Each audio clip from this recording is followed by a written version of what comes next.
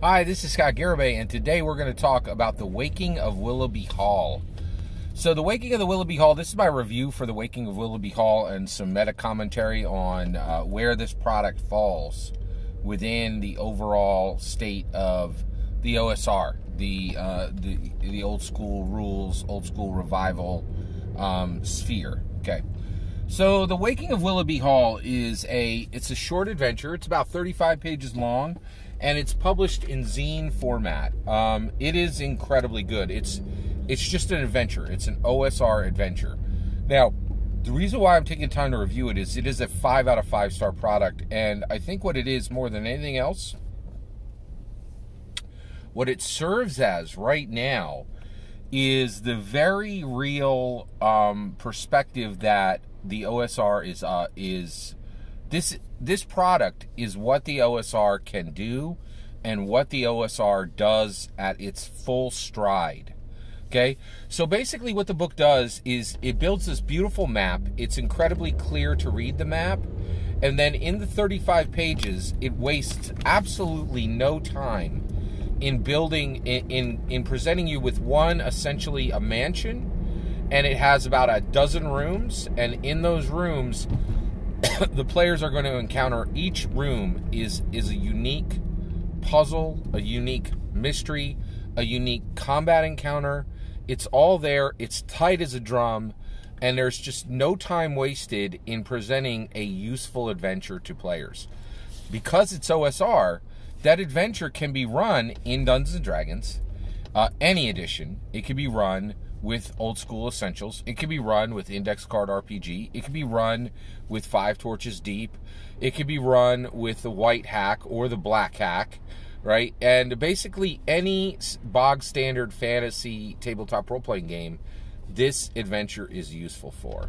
It is incredibly good. It is just incredibly good. It's worth every dollar spent for the product.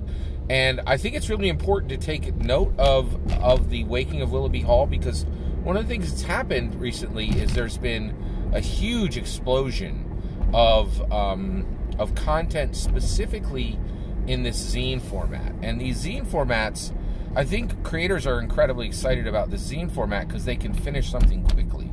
It probably took a month to 3 months to build this, right?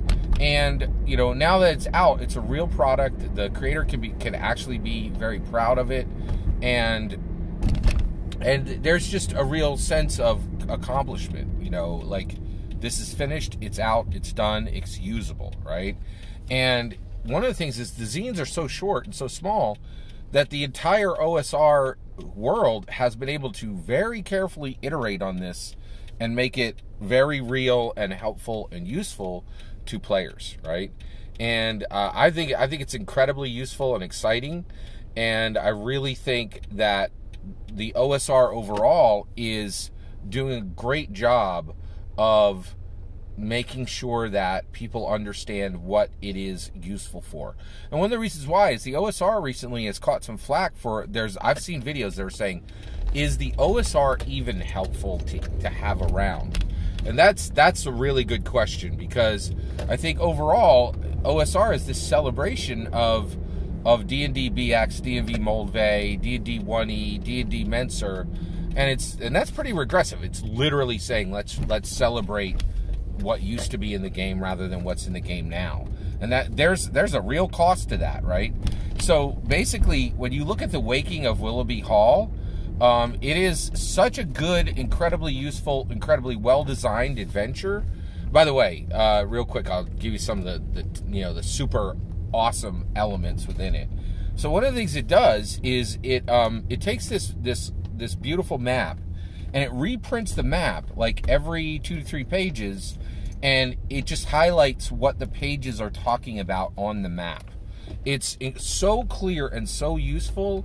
It's the best visual design I've ever seen in a table as far as execution. I don't think this is the first time it's been done, but as far as clarity, execution, value for dollar in an adventure, it's absolutely spectacular. The other thing is there's real narrative strength in this adventure. So there's this so it's a mansion, and the players go into it, and there's a giant on the outside banging a huge bell against the house. And each time the giant bangs the bell, it activates these rooms, and they have magical effects that go off. So again, it's just, I've never seen this in any game like that. It's so narratively simple, but it gives real, actual mechanical effects that occur in the game. It's where, and this is what every tabletop role-playing game in the world is looking to do. They are looking to marry powerful narrative to powerful mechanics. And I think, you know, and in reality, it's incredibly difficult to do. And the reason why The Waking of Willowby Hall has been able to do it is it's experimenting with the zine format, so it's doing the zine format.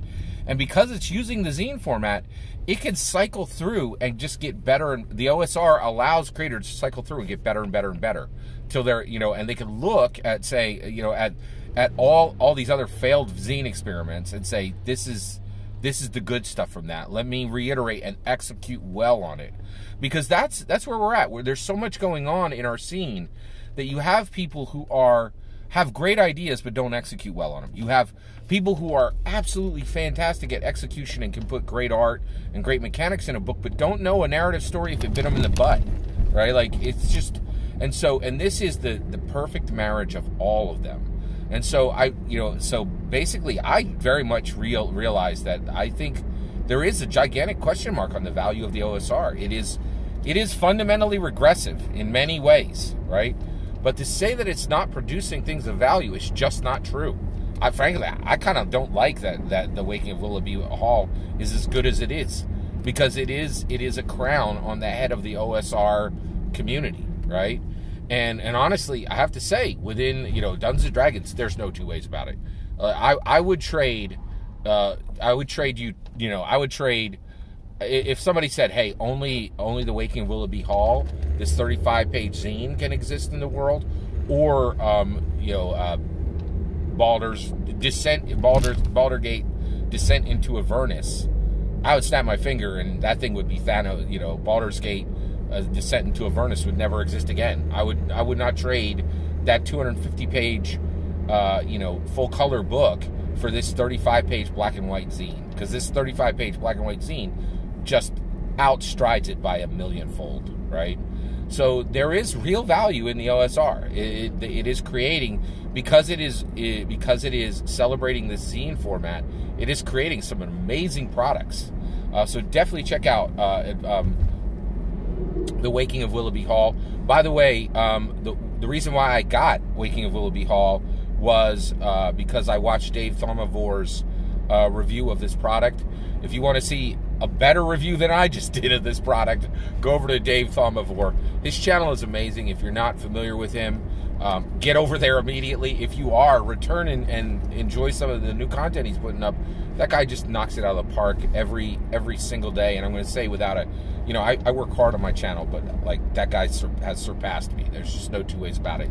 Game got a recognized game. That dude, man, he really crushes it. Go check out his review as well. Have you tried this product?